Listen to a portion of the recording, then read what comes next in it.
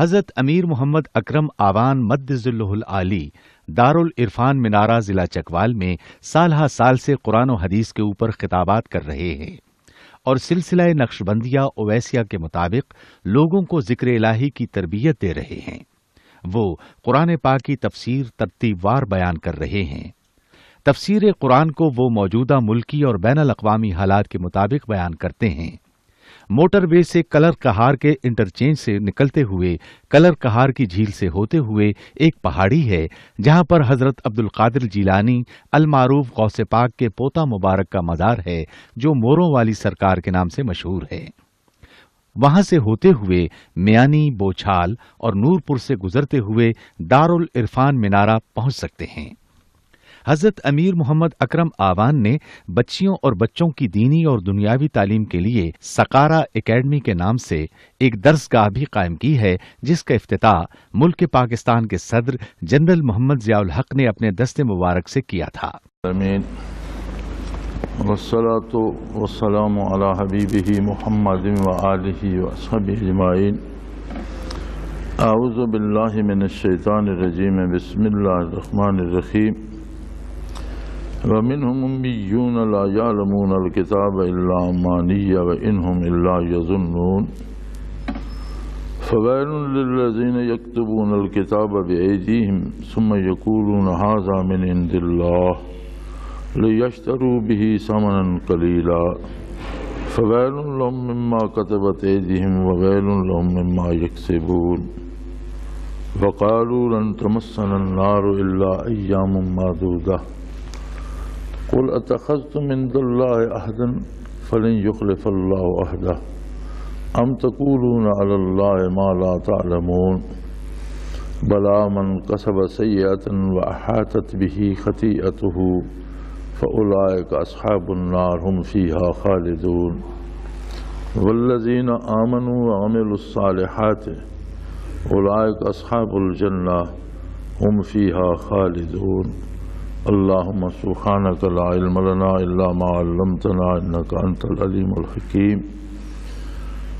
رب اشرح لی صدری ویسر لی امری واحلل عقدۃ من لسانی یفقہوا قولی رب زدنی علما۔ مولایا صلی وسلم دائما ابدا علی حبیبک من زانت بہ الاسروق۔ بنی اسرائیل کے حالات کے ضمن میں ارشاد ہوتا ہے جب قومیں زوال پذیر ہوتی ہیں تو جاہل اور کم علم لوگ ان کے رہنما بن جاتے ہیں اور ظالم اور سخت گیر قسم کے لوگ ان کے حکمران بن جاتے ہیں۔ بنی اسرائیل بھی اپنے اس حال کو پہنچے کہ فرمایا ان میں ایسے لوگ ہیں جو جانتے نہیں ہیں لکھنا پڑھنا، کتاب اللہ کو نہیں جانتے، جنہیں پڑھنا لکھنا تک نہیں آتا، اور ناخواندہ لوگ ہیں سوائے اپنی خواہشات کے اور کچھ نہیں جانتے۔ جو کچھ دل میں آتا ہے دنیاوی لالچ کے لیے، اپنی دنیاوی بھلائی کے لیے وہ سوچتے رہتے ہیں اور ان کی کوئی حیثیت بھی نہیں ہے۔ وَإِنْهُمْ إِلَّا يَظُنُّونَ، ان کی کوئی حیثیت بھی نہیں ہے، خود انہوں نے اپنے آپ کو بہت بڑا سمجھ رکھا ہے کہ ہم بہت بڑے بزرگ ہیں، ہم بہت بڑے ولی اللہ ہیں، ہم بہت بڑے عالم ہیں، لیکن یہ محض ان کا وہم ہے، وہ ہیں کچھ بھی نہیں۔ وہ ایک فارسی شاعر نے کہا تھا کہ شیخ پندارد کے دارد حاصلے، شیخ را حاصل بجز پندار نیست۔ کہ شیخ کو، پیر کو بڑا وہم ہے کہ میں نے بہت کچھ حاصل کر رکھا ہے، لیکن انہیں سوائے اس وہم کے اور کچھ بھی حاصل نہیں ہے۔ تو ان کا بھی یہی حال تھا کہ جاہل اور ان پڑھ لوگ تعویذ گنڈوں والے، نذرانے اور روپیہ لینے والے مشکل کشا بنے ہوئے تھے اور رہنما بنے ہوئے تھے، اور لوگوں کو مختلف غلط سلط اپنی طرف سے اوراد و وظائف تلقین کرتے تھے، اپنی خواہشات کے مطابق فتوے دیتے تھے، فیصلے کرتے تھے،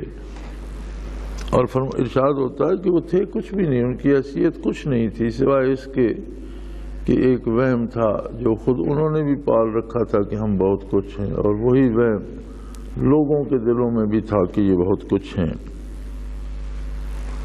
فَوَيْلٌ لِّلَّذِينَ يَكْتُبُونَ الْكِتَابَ بِأَيْدِيهِمْ ثُمَّ يَقُولُونَ هَٰذَا مِنْ عِندِ اللَّهِ لِيَشْتَرُوا بِهِ ثَمَنًا قَلِيلًا۔ بہت بڑی خرابی ہے ان لوگوں کے لیے جو اپنے ہاتھ سے لکھتے ہیں، یعنی اپنی بات کرتے ہیں، اپنی مرضی سے بات کرتے ہیں، خود لکھ دیتے ہیں اور کہتے یہ ہیں کہ یہ اللہ کا فیصلہ ہے، اللہ کا حکم ہے، اللہ کی طرف سے ہے۔ مقصد ان کا یہ ہوتا ہے کہ اس کے ذریعے کچھ دنیاوی دولت کما لیں، لِيَشْتَرُوا بِهِ ثَمَنًا قَلِيلًا، دنیاوی دولت جو ہے وہ کسی حد تک اس کے ذریعے حاصل کر لیں۔ اور بہت بڑی خرابی ہے جو کچھ وہ اپنے ہاتھ سے لکھتے ہیں، اور بہت بڑی خرابی ہے جس طرح وہ دولت کماتے ہیں۔ دنیا میں رہتے ہوئے انسان کو دنیاوی دولت کی احتیاج ہے، ضرورت ہے، اور انسانوں کا مزاج ایسا ہے کہ وہ ایک دوسرے کے بغیر نہیں رہ سکتے۔ انسان فطری طور پر مدنی الطبع ہے، یعنی مل جل کر رہنے والا، ایک دوسرے سے انسانوں کی ضرورتیں وابستہ ہیں۔ کوئی کپڑا بناتا ہے، کوئی کپڑا سینتا ہے، کوئی کپڑا خریدتا ہے، مختلف چیزیں کھانے پینے غلے سے لے کر جوتے کپڑے تک ہر چیز میں ایک دوسرے کے محتاج ہیں۔ کوئی غلہ اگاتا ہے اور صاف کرتا ہے، دوسرے اسے خرید کر کھاتے ہیں۔ اس طرح انسانوں کا آپس میں لین دین ایک فطری امر ہے، اور دین حق میں اس کے قاعدے، ضابطے اور حدود متعین کر دی جاتی، اس کے لینے کا طریقہ کیا ہے، اس کے حاصل کرنے کا طریقہ کیا ہے، اور کس طرح سے خرچ کیا جا سکتا ہے۔ لیکن جب انسان دین سے دور ہوتا ہے اور خواہشات میں اندھا ہو جاتا ہے تو پھر وہ ناجائز طریقے استعمال کرتا ہے، جیسے رشوت لیتا ہے، چوری کرتا ہے، ڈاکہ ڈالتا ہے، کسی کو اجرتاً قتل کرتا ہے، اللہ کی مخلوق قتل کرتا ہے پیسے۔ اسی میں سب سے زیادہ مجرم وہ ہوتا ہے۔ یہ ساری چیزیں جرم ہیں اور بہت بڑا جرم ہے، لیکن بہت بڑا جرم یہ ہے کہ کوئی اللہ کی کتاب کو غلط مفہوم پہنا کر اپنی طرف سے گھڑ کے کہے یہ اللہ کا حکم ہے اور اس پر اجرت لے، تو فرمایا یہ سب سے بڑی برائی ہے۔ اگر کوئی چوری کرتا ہے تو لوگ اسے برا سمجھتے ہیں، خود چوری کرنے والا بھی سمجھتا ہے کہ میں برائی کر رہا ہوں۔ کوئی قتل ڈاکہ کرتا ہے، رشوت لیتا ہے، تو وہ جانتا ہے کہ یہ میں برائی کر رہا ہوں۔ لیکن اگر کسی برائی کو دین کے حوالے سے جواز عطا کر دیا جائے اور اللہ کے حوالے سے کہا جائے کہ یہ اللہ کا حکم ہے، تو ایک ایسی برائی پیدا ہو جاتی ہے جس سے لوگ بچنے کی کوشش بھی نہیں کرتے، چونکہ اس کا دینی جواز پیدا کر دیا جاتا ہے۔ سو فرمایا بہت بڑی خرابی ہے ایسے لوگوں کے لیے جو اپنے ہاتھ سے لکھتے ہیں، اپنی پسند سے گھڑتے ہیں اور لوگوں تک پہنچاتے ہیں اور کہتے یہ ہیں کہ یہ اللہ کریم کا حکم ہے، یہ اللہ کی طرف سے ہے۔ لالچ انہیں یہ ہوتا ہے کہ اس سے تھوڑی سی دنیا کما لیں، اور دنیا کو ہمیشہ اللہ کریم نے ثمن قلیل ہی فرمایا ہے، خواہ وہ اربوں کی تعداد میں بھی ہو، خربوں روپے ہوں تو بھی۔ تو فرمایا یہ کمائی کا طریقہ بھی سب سے برا ہے۔ فویل لہم مما یکسبون، جس طرح وہ کماتے ہیں اور جو کچھ کماتے ہیں یہ بھی سب سے بڑی خرابی ہے۔ پھر فرمایا انہوں نے، یہود نے ایک عقیدہ اور گھڑ لیا ہے، وہ کہتے ہیں قالوا لن تمسنا النار الا ایاما معدودہ، وہ کہتے ہیں کہ اول تو ہمیں آگ چھوئے گی ہی نہیں، ہمیں دوزخ میں جانا ہی نہیں، ہم جنتی ہیں، لیکن اگر کسی جرم یا کسی غلطی کی وجہ سے ہمیں جانا پڑا تو محض چند روز بطور تعدیب کے یا متنبہ کرنے کے چند روز جانا پڑا تو اس سے کچھ نہیں ہوگا، ہمیں بالآخر جنت پہنچا دیا جائے گا۔ فرمایا ان سے فرما دیجئے قُلْ اتَّخَذْتُمْ عِندَ اللَّهِ عَهْدًا، کیا تم نے اللہ کریم سے اس بات کا وعدہ لیا ہے؟ تمہاری آسمانی کتاب میں یہ بات موجود ہے، اللہ نے تم سے وعدہ کیا، اور اگر وعدہ کیا ہے تو فَلَن يُخْلِفَ اللَّهُ عَهْدَهُ، اگر اللہ نے یہ وعدہ کیا ہے تو اللہ تو اپنے وعدے کے خلاف کبھی نہیں کرے گا، جو اس نے فرما دیا ہے وہی کرے گا۔ ام تقولون علی اللہ ما لا تعلمون، یا تم اللہ پر ایسی باتیں گھڑتے ہو جن کا تمہیں خود بھی علم نہیں ہے کہ ہم کتنی بڑی بات جو ہے وہ اللہ کے ذمہ کر رہے ہیں۔ پھر اصول ارشاد فرمایا کہ دیکھو کسی قوم یا کسی ذات یا کسی نام یا کسی بڑے یا کسی چھوٹے کی بات نہیں ہے، بات اصول کی یہ ہے بلا من کسب سیئۃ، طریقہ کار یہ ہے کہ جو برائی کرتا رہتا ہے، کسب سیئۃ، جو برے اعمال کرتا ہے، برائی اختیار کرتا ہے، گناہ کرتا ہے، وَأَحَطَتْ بِهِ خَطِيئَتُهُ، حتیٰ کہ اس کے گناہ اس کا احاطہ کر لیتے۔ نبی کریم صلی اللہ علیہ وسلم کے ارشاد کا مفہوم ہے کہ آدمی جب گناہ کرتا ہے تو اس کے دل پہ سیاہ نقطہ پیدا ہو جاتا ہے، اگر توبہ نہیں کرتا، مسلسل گناہ کرتا رہتا ہے تو سیاہی بڑھتی رہتی ہے، ایک وقت آتا ہے کہ سارا دل سیاہ ہو جاتا ہے، اور اگر سارا دل سیاہ ہو جائے تو ایمان رخصت ہو جاتا ہے اور وہ عقیدہ چھوڑ کر کفر میں چلا جاتا ہے۔ اور پھر ایسے لوگوں کو قرآن حکیم میں ارشاد ہے کہ ان کے دلوں پہ مہر کر دی جاتی ہے اس جرم میں کہ اتنے گستاخ اور اتنے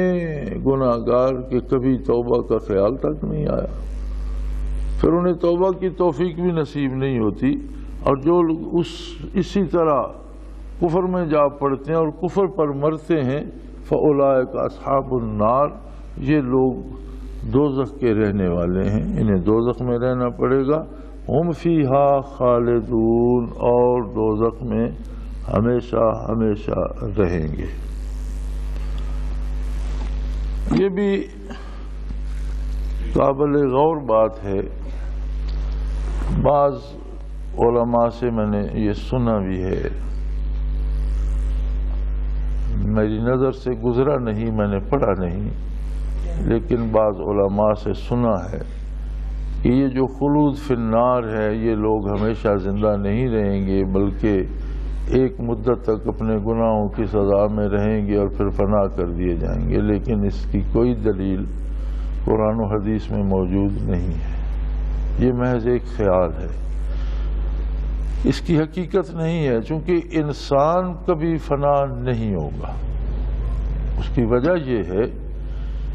کہ فنا عالم خلق میں ہے، عالم دو ہیں، عالم خلق الگ ہے اور عالم امر الگ ہے۔ قرآن حکیم میں بھی ارشاد ہوتا ہے وَلَهُ الْخَلْقُ وَالْأَمْرُ، خلق بھی اسی کا ہے اور امر بھی اسی کا ہے۔ خلق میں فنا ہے،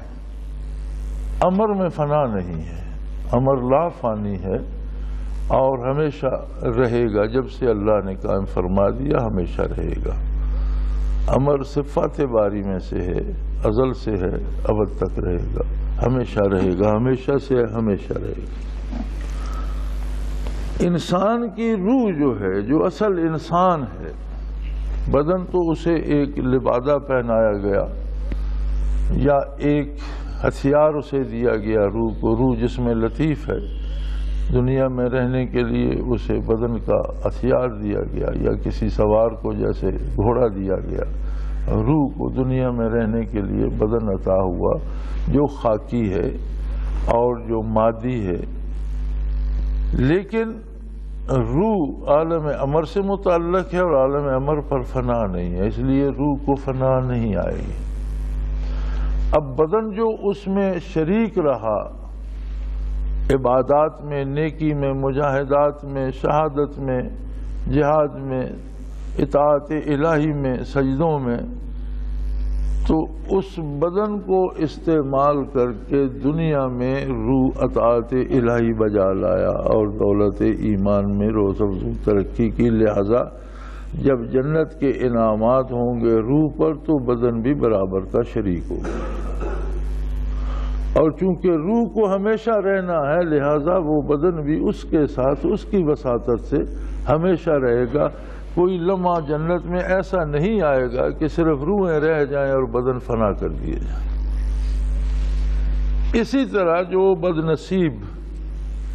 جہنم میں چلے جائیں گے اپنے کفر کی وجہ سے اور اپنے گناہوں کی کثرت، اتنی کثرت ہو گئی کہ احاطت بھی خطیئتہ، کہ اس کے گناہوں نے اس کا کوئی ذرہ بھی خالی نہ چھوڑا، اسے مکمل اپنے رنگ میں رنگ لیا اور وہ کفر میں چلا گیا۔ اگر اس پر اس کا خاتمہ ہو گیا اور اسے جہنم جانا پڑا تو جہنم میں بھی چونکہ روح بھی ہمیشہ رہے گی، اس کے ساتھ بدن کو بھی ہمیشہ ہمیشہ رہنا ہوگا۔ اسی طرح فرمایا والذین آمنوا، جن لوگوں کو نور ایمان نصیب ہوا اور پھر نور ایمان کے ساتھ انہوں نے عمل صالح کیا، وعملوا الصالحات۔ اگر ایمان نہ ہو تو عمل صالح نہیں ہوتا۔ ایک سوال پیدا ہوتا ہے کہ بعض کافر بھی بہت سے نیک اعمال کرتے ہیں۔ میں ایک دفعہ راولپنڈی میں تھا تو ان دنوں اس کا مدر ٹریسا کا بڑا چرچا تھا، تو ایک نوعمر آدمی، ینگ آدمی نے سوال کیا کہ جی کیا یہ مدر ٹریسا بھی جہنم میں جائے گی؟ میں نے کہا میں نام سے تو نہیں جانتا اور نہ اللہ نے مجھے بتایا ہے کہ کون جنتی ہے کون جہنمی ہے، اصول سے جانتا ہوں کہ جو بھی کفر پر مرے گا جہنم میں جائے گا، اس میں خواہ کوئی بڑا آدمی ہو یا چھوٹا آدمی ہو۔ وہ چونکہ کوئی یتیم بچوں کی پرورش، بیماروں کی دیکھ بھال اور اس شعبے میں وہ بہت معروف تھی بین الاقوامی سطح پر، اور کئی ادارے بنائے اس نے۔ تو ہوتا یہ ہے کہ جب ایمان نہیں ہوتا تو بندہ آخرت کے لیے عمل ہی نہیں کرتا، نہ اس کا اللہ پر ایمان ہے کہ وہ اللہ کی اطاعت کرے، نہ اس کا نبی پر ایمان ہے کہ وہ اللہ کے نبی کی اطاعت کرے، نہ اس کا آخرت پر ایمان ہے کہ وہ آخرت کے لیے کوئی عمل کرے۔ تو کافر اگر کوئی اچھا کام بھی کرتا ہے تو کسی نہ کسی دنیاوی فائدے کے لیے کرتا ہے، یا شہرت کے لیے کرتا ہے، یا دولت کے لیے کرتا ہے، تو اس کا بدلہ اسے دنیا میں مل جاتا ہے۔ آپ ایک دکاندار کو ایک سکہ دیتے ہیں شکر خریدنے کے لیے، وہ آپ کو شکر دے دیتا ہے اور بات ختم ہو گئی۔ اب آپ یہ تو نہیں کہہ سکتے کہ کل آپ پھر آ جائیں، جی کل میں نے آپ کو ایک سکہ دیا تھا آج اس کے بدلے آپ مجھے آٹا دے دیں، تو وہ تو نہیں دے گا، وہ تو ختم ہو گیا۔ آپ نے سکہ دیا، آپ نے شکر لے لی۔ اسی طرح جو عمل آخرت کے لیے کیا ہی جب اس کا آخرت پر ایمان نہیں ہے، اس کا اللہ پر ایمان نہیں ہے، اس کا اللہ کے نبی اللہ کی کتاب پر ایمان نہیں ہے، تو پھر اگر وہ کوئی بھلا کام کرتا ہے تو وہ اپنی شہرت کے لیے کرتا ہے یا دنیاوی فائدے کے لیے کرتا ہے۔ وہ چیز اسے دنیا میں مل جاتی ہے، اگر شہرت کے لیے کر رہا ہے شہرت مل جاتی ہے، دولت کے لیے کر رہا ہے دولت مل جاتی ہے، تو وہ جو کچھ وہ محنت کرتا ہے اس کی اجرت دنیا میں پا لیتا ہے۔ لہذا کفر پر جو بھی مرے گا اس کے نام کے ساتھ خواہ کتنے الفاظ آگے پیچھے لگی ہوں یا اسے کوئی کتنا بڑا سمجھتا ہو، جو بھی کفر پر مرے گا کفر کا انجام جہنم ہے اور اسے اس میں ہمیشہ رہنا ہو۔ ہاں، جسے نور ایمان نصیب ہو گیا اور اس کے عمل صلاحیت پا گئے، یعنی صالح ہو گئے، اب عمل کی صلاحیت کی ایک ہی شرط ہے کہ وہ اللہ کے رسول صلی اللہ علیہ وسلم کی سنت کے دائرہ کار کے اندر ہو. پسند فرمایا یا روک دیا اس میں کوئی صلاحیت نہیں ہے، کوئی خیر نہیں ہے، کوئی بھلائی نہیں ہے. تو عمل میں صلاحیت کی شرط یہ ہے کہ اللہ کا حکم ہو اور نبی صلی اللہ علیہ وسلم کے طریقے کے مطابق.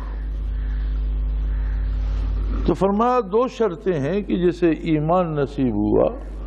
اور اس نے نیک کام کی اطاعت کی رسول اللہ صلی اللہ علیہ وسلم کی، ایسے لوگ اولئک اصحاب الجنہ، ایسے لوگ جنت کے مکی ہیں، جنت کے باسی ہیں، جنت میں رہنے والے ہیں. ہم فیہا خالدون، اور یہ جنت میں بھی ہمیشہ رہیں گے. چونکہ قیامت کے بعد خود موت کو موت آ جائے گی، موت کو فنا آ جائے گی. ایک حدیث پاک کا مفہوم ہے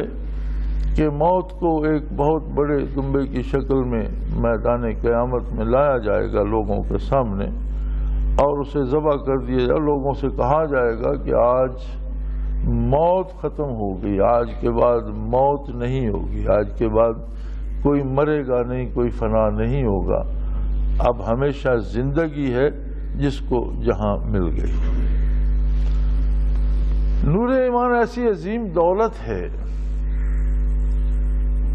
کہ مومن کو اگر اس کے خطائیں اسے سزا کی طرف لے بھی گئیں تو اس ذلت و رسوائی کے ساتھ اس جہنم میں نہیں جائے گا جس میں ہمیشہ کے رہنے والے کافر ہوں. اللہ کریم اسے رسوا بھی کافروں کی طرح نہیں کریں گے. اگر ایمان کی ادنا سی رمق بھی باقی ہوئی تو کبھی نہ کبھی کسی نہ کسی وقت گلو خلاصی کی امید ہو سکتی ہے. بعض لوگ ایسے ہیں، حدیث شریف میں آتا ہے کہ ان کے نومولود اور چھوٹے بچے فوت ہوتے رہے اور وہ مسلمان تھے. جب بچے مسلمانوں کے تھے اللہ انہیں مغفرت فرمائے گا اور انہیں جنت کی اجازت دے گا تو وہ چیخیں گے کہ جی ہم کیسے جائیں، ہماری والدہ نہیں ہے، والد نہیں ہے، ہمارے ابو امی کو بھی ساتھ بھیجو.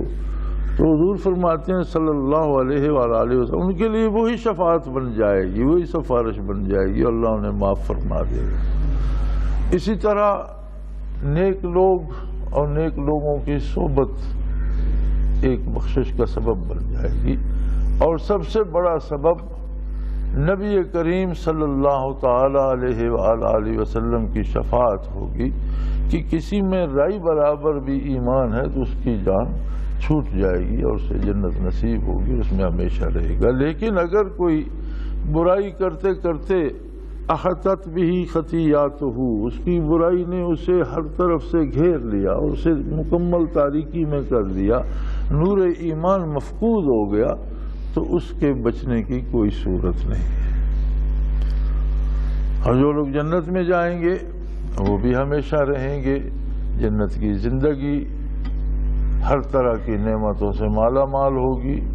اسی کے مقابل جہنم کی زندگی میں ہر عمل کا ایک الگ عذاب ہوگا اور اس کی کیا صورت ہوگی وہ اللہ ہی بہتر جان سکتا ہے. سیدنا عبدالقادر جیلانی رحمۃ اللہ تعالی علیہ نے اپنی کتاب مغنیۃ الطالبین میں بہت سی احادیث جنت کے احوال پہ جمع کر دی ہیں اور بہت سی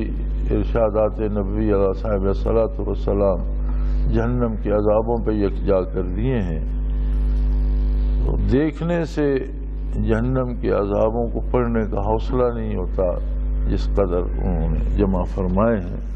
اسی طرح جنت کی نعمتوں کا اندازہ نہیں ہوتا اور حضور فرماتے ہیں کہ جنت کی نعمتوں کو دنیا میں کوئی سمجھ نہیں سکتا. ہمارے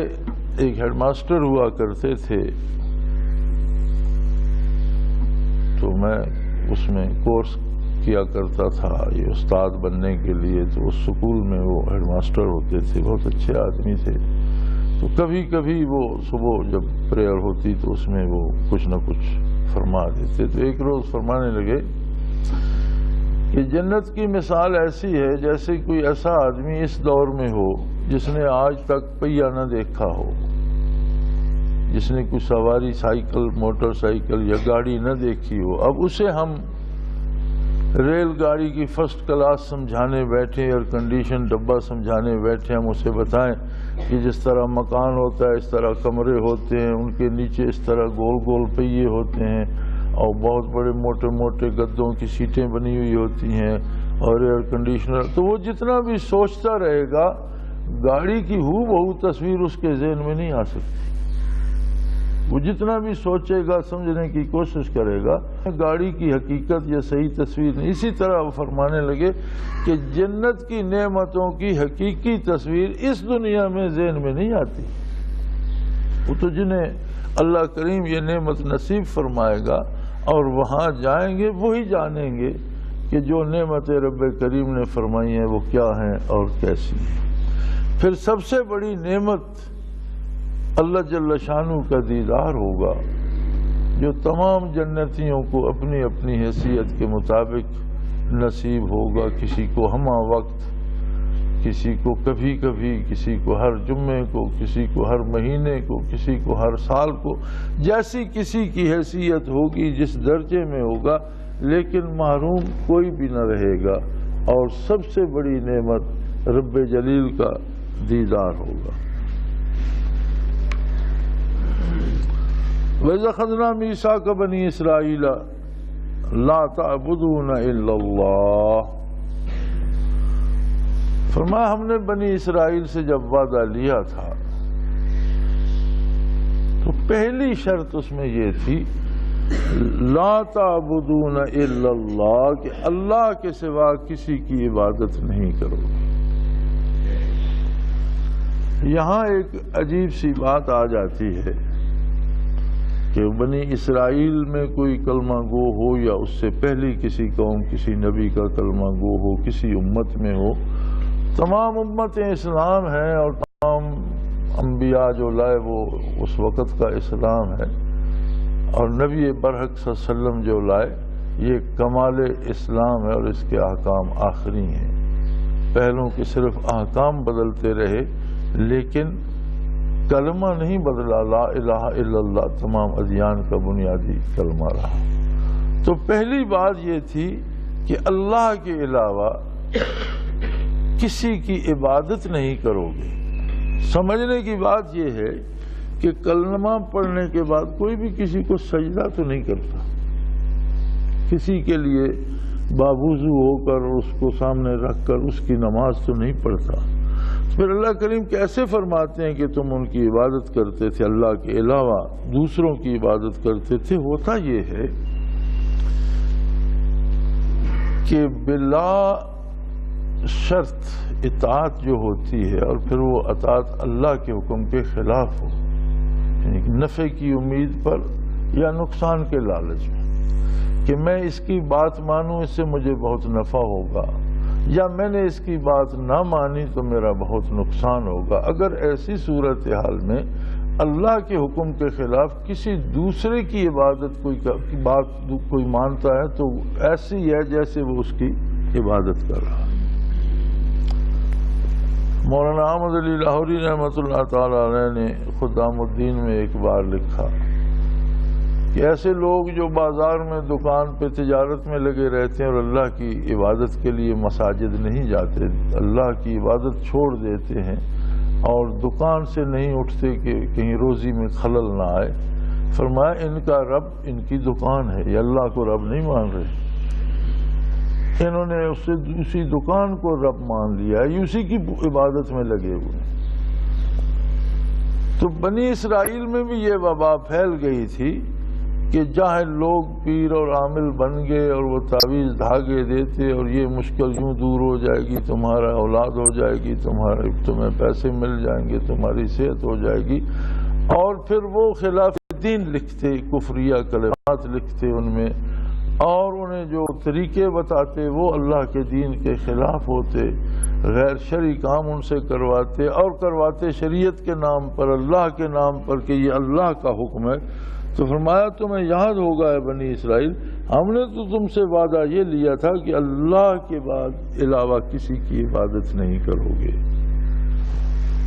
پھر دنیا میں وَبِالْوَالِدَيْنِ إِحْسَانًا، والدین جو تمہیں دنیا میں لانے کا سبب بنے ہیں ان کے ساتھ احسان سے پیش آؤ گے، محبت سے پیش آؤ گے، ان کی خدمت بجا لاؤ گے۔ والدین کی عظمت بحیثیت والدین اپنی جگہ ہے، اگر وہ نیک نہیں ہے خدا نہ خواستہ، یا بعض اوقات ایک بندہ اچھا مومن ہے اور اس کا والد یا والدین مومن نہیں ہے تو بھی بطور والدین کے احترام واجب ہے۔ اللہ کے حکم کے خلاف ان کی بات نہیں مانی جائے گی، بات اللہ کی مانی جائے گی، لیکن بات نہ ماننا اور بات ہے، اور ان سے رویہ توہین آمیز یا ہتک آمیز یا سخت اور بات ہے۔ تو میدان بدر میں جب افواج مقابل ہوئیں تو مکہ کی طرف سے جو آدمی باہر نکلا مبارزت کے لیے، اس کا بیٹا نبی کریم صلی اللہ علیہ وسلم کے ہم رکاب تھا، تو اس نے پیش ہو کر اجازت چاہیے، یا رسول اللہ مجھے اجازت دیجئے، میرا والد ہے، اس کے مقابلے کے لیے مبارزت کے لیے میں جاتا ہوں۔ آپ صلی اللہ علیہ وسلم نے فرمایا وہ تمہیں دنیا میں لانے کا سبب بنا ہے، تم اسے دنیا سے مٹانے کا سبب نہ بنو۔ آپ نے اجازت نہیں فرمائی۔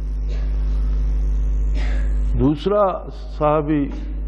مقابلے پہ آپ نے روانہ فرمایا، لیکن بیٹے کو اجازت نہیں دی کہ جیسا اب اس سے بڑا جرم کیا ہے کہ آدمی مشرک بھی ہو اور پھر وہ فوج کشی کرے محمد الرسول اللہ صلی اللہ علیہ وسلم پر، نبی مکرم صلی اللہ علیہ وسلم کے مقابل کھڑا ہو تلوار لے کر۔ فرمایا جرم تو اس کا بہت بڑا ہے،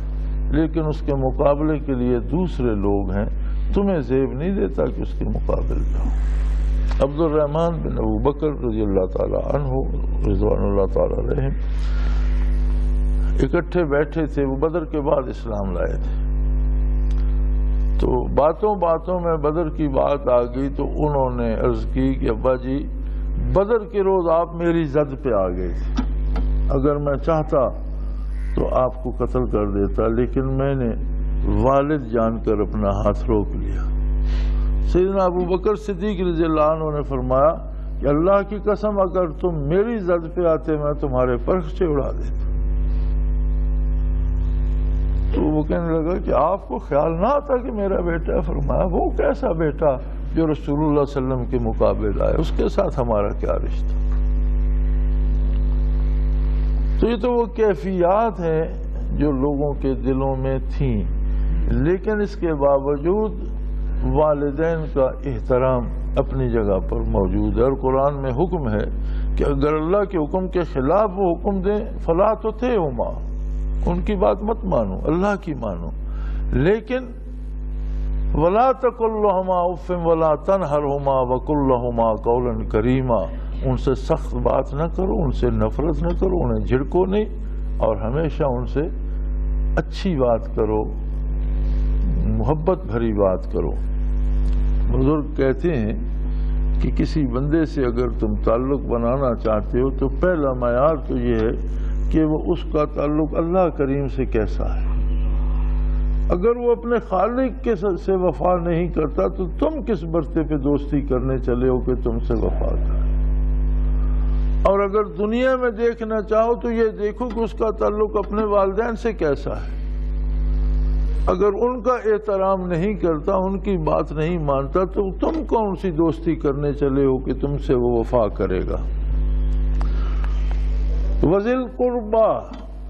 اور اقربا کو، رشتہ داروں کو اچھے طریقے سے پیش آؤ، احسان سے پیش آؤ، ان سے نیکی سے پیش آؤ،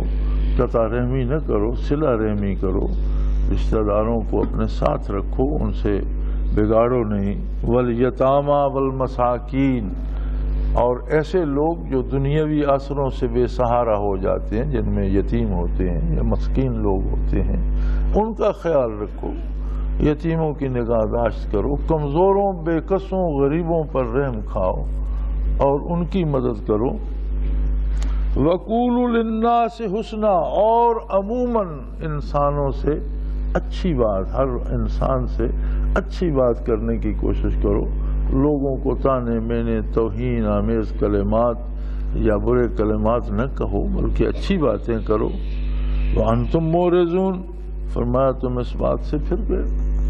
تم نے غیر اللہ کی عبادت شروع کر دی اور تم نے والدین کی نافرمانی شروع کر دی, یتیموں مسکینوں کا مال کھانے لگ گئے, اور عامۃ الناس سے تمہارا رویہ اس کے خلاف ہو گیا, معاندانہ اور دشمنی کا ہو گیا. تو اللہ کریم نے ہر دین میں انسانی معاشرے کے اصلاح کا حکم اسی طرح دیا ہے جس طرح اپنی عبادات کا حکم دیا ہے, اور انسانوں سے حسن سلوک اور تعلقات کو بہتر رکھنے کی تاکید ہمیشہ فرمائی ہے. وآخر دعوانا الحمدللہ رب العالمین. وہ تمام احباب جو اسلام کی طلب رکھتے ہیں ان سے گزارش ہے کہ دارالعرفان منارہ ضلع چکوال میں امیر محمد اکرم آوان صاحب کے خطابات سے مستفید ہوں. وہ ہر جمعے کو نماز سے پہلے بیان فرماتے ہیں. ہر ماہ کی پہلی اتوار کو ماہانہ اجتماع ہوتا ہے جس میں آپ خصوصی خطاب فرماتے ہیں, اور پاکستان کے چاروں صوبوں سے احباب اس اجتماع میں شرکت کرتے ہیں. اس کے علاوہ یہاں سال میں 2 مرکزی اجتماعات بھی ہوتے ہیں, ایک رمضان المبارک میں اعتکاف کا اجتماع اور دوسرا جولائی اور اگست میں 40 دن کا اجتماع ہوتا ہے جس میں روحانی تربیت کی جاتی ہے. لا الہ کی تیغ کاٹے گی اندھیرے کا گجر, گنبدے خضرا سے روشن ہوگی پھر اپنی سحر, اپنا خون سیماب دے کر اتنا ہم کر جائیں گے, نام آقا کا چمن میں پھر رقم کر جائیں گے.